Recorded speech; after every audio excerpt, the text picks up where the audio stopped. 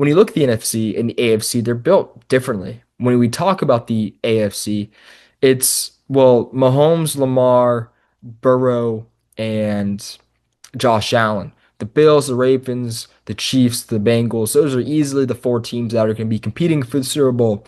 Why? Because they have the best quarterbacks in the National Football League, no matter the order you put them in. They're one through four, the clear-cut best quarterbacks, and they're quarterback-based teams. I mean, look what happened with the Bengals. Burrow's out, and now it's the sky's falling. What's going to happen? How is this team going to recover? Because Burrow is gone, and this MVP caliber quarterback is going to be out the next at least 11 games. What's happening? You look at the NFC, and it's less about the quarterbacks, more about the teams. Take the Vikings, for example. Sam Darnold, 14-3 record in Minnesota. And entering the year, it was like, well, Minnesota's gonna be fine. Their roster's so freaking good. You take away the quarterback position, it's the best roster in the National Football League. You have star players all over the field. One of the best wide receiver duos, possibly the best wide receiver duo in the National Football League when Addison is back. Christian Darrisaw is one of the best left tackles. Brian Flores has an incredible defense. Dre Greenlaw, Andrew Van Ginkel. Point being, it's a great team, and that's how the NFC is constructed as a whole. The Eagles. It's never, oh, is Jalen Hurts the best quarterback in the NFL? Well, I mean, that's come up a few times, but the answer is clearly no. But it's, man, this is such a great football team. Look at the O-line, look at the running back room, look at the receivers, look at the defense. So I guess what I'm trying to tell you or say to you all is the NFC is going to come down to not who has the best roster, but what quarterback can step up. Who can be that fifth best quarterback in the NFL? But more importantly, who can be the best quarterback in the NFC? Jared Goff, Jalen Hurts, Jordan Love, JJ McCarthy, Baker Mayfield, Matthew Stafford. Who is it? Is it Baker? To me, it's not. To me, the answer lies in Green Bay, in Jordan Love. He has the ability to not only be the best quarterback in the NFC, but truly be a top five quarterback in the NFL. And could make noise to potentially surpass one of those four names I mentioned. And it sounds crazy at first, maybe just a little bit, but we've seen this time and time again, the third year jump.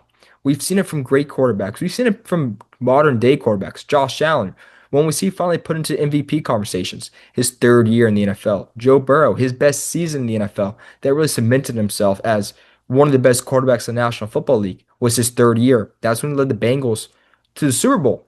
Tom Brady, he won the Super Bowl in his first year starting, but his third year starting was his big year where he was put on the grand stage of, yeah, this is a legit quarterback. This can be one of the greatest of all time, and turned out to be the greatest of all time. Andrew Luck, his third year. Third year is an important year. That's when everything gets smoothed out. The second year, you can struggle, just like Jordan Love did. And if you look at his numbers from a year ago, they weren't really, to say the least, the prettiest. He wasn't playing his best football. Jordan Love last season, he threw for just under 3,400 yards, 25 touchdowns, 11 interceptions, a 63% completion percentage. He wasn't good, but the second year, that's when they get the film. The third year is when you make that jump. And that's what I think is going to happen. And we've already seen it happen with Jordan Love this season. When you look at all the advanced metrics, when you look at just the eye test, when you watch him play, he's playing amazing football. This season, when talking about the advanced metrics, this season, the past 2 weeks, he's top five in a PFF grade. He's top five in expected points per play. He's top five in completion percentage above expected at 11.6% higher than what's expected to be, meaning his accuracy, his biggest Achilles heel of the past several seasons, is now a strength of his. He is growing. His EPA for per play in clean pockets is top five.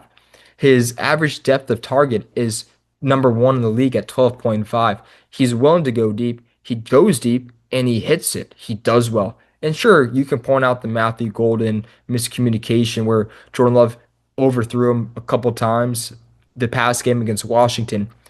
But let's remember, that's a rookie wide receiver. That's a new wide receiver. Just wait for the chemistry to come through.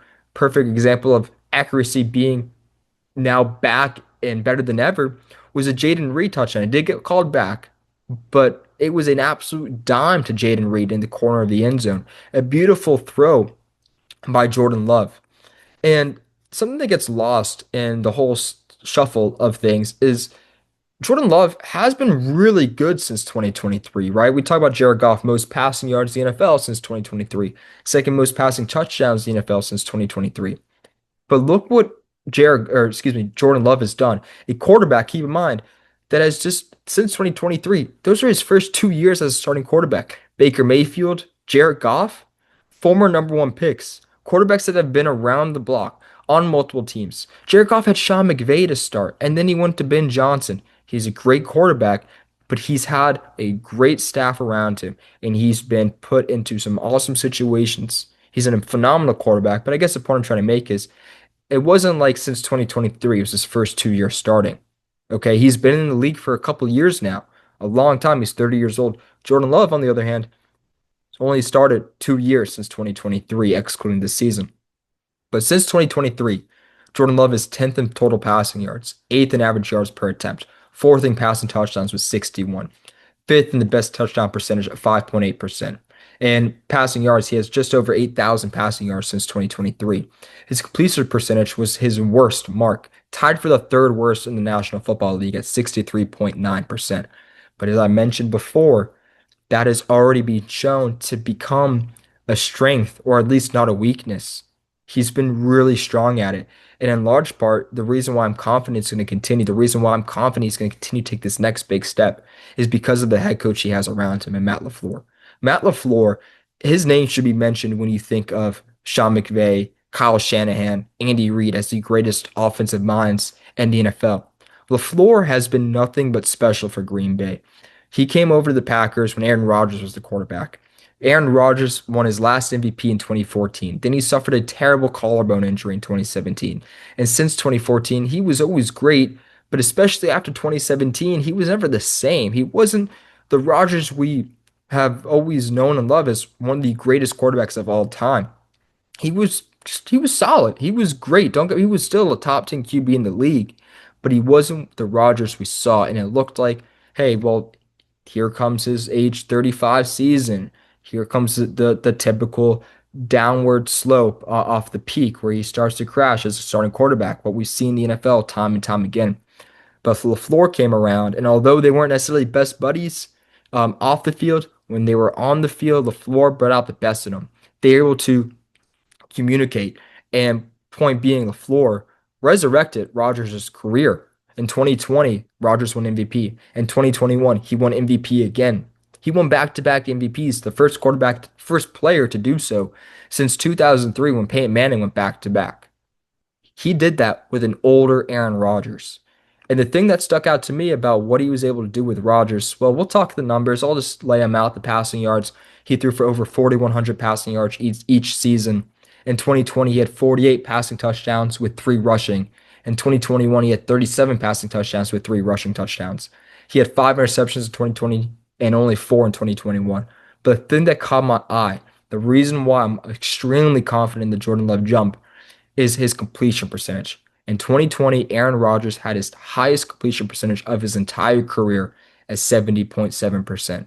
And in 2021, his second highest of his entire career at 68.9%. LaFleur is a mastermind at maximizing the quarterback position and brought out the best in Rodgers. And I truly believe he's going to bring out the best in Jordan Love and maximize Love's, well, at times his biggest weakness. But as we've seen the past 2 weeks, is become a strength of his. Another reason why I love Love, the reason why I think Jordan Love is going to be really talented or continue to excel is his pocket presence. Sure, he's not mobile and can run you over like Josh Allen, but like Allen, he avoids sacks. He had since 2023, he's a six lowest sacked quarterback. And sure, Zach Tom, great right tackle. But there's always been question marks around this offensive line for Green Bay. But Love has never let it affect him. He's calm in the pocket. He maneuvers well in the pocket. And since 2023, he's only been sacked 46 times, just like Josh Allen has been sacked the fifth least amount. Allen plays a completely different style. He can run you over. He's a big body quarterback, but Love knows how to maneuver in the pocket and throw on time and not let plays get worse and take sacks. Like we've seen his fellow division rival do in Caleb Williams, someone who at least again, he's young, so I'm not trying to rip on him, but We've seen quarterbacks struggle with trying to elongate plays, and it comes back to bite them.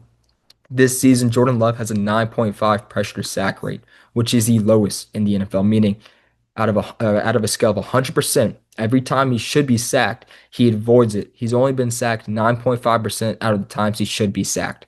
That is an incredible number. So I'm picking the Green Bay Packers to win the NFC because they have the best quarterback. Do they have the best roster? No, I don't think so. I truly don't believe so. That belongs to Minnesota. Do they have the best wide receivers in the NFC? No, that belongs to Tampa. Do they have the best running back room in the NFC? No, they don't, but they have the best quarterback. They have the quarterback who can take that next step. Thank you guys so much for watching. I appreciate it. Please like, comment, and subscribe, and let me know your thoughts, please, truly.